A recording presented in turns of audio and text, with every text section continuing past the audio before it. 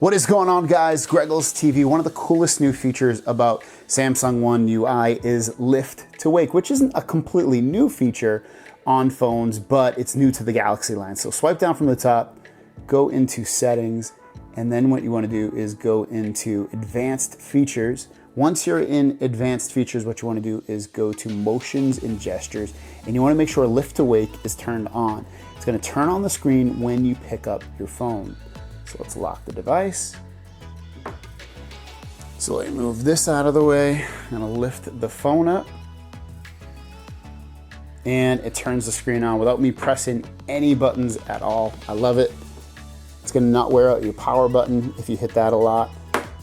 I would like to see double tap added to this, but Lift to Wake is the next best thing, allowing you to turn on the screen, again, without touching any buttons, just lifting to wake it. And again, that's probably my favorite new motion and gesture feature on the new Samsung One UI software. Let me know what you guys think in the comments down below. Thanks for watching, and I'll see you down the road. Peace!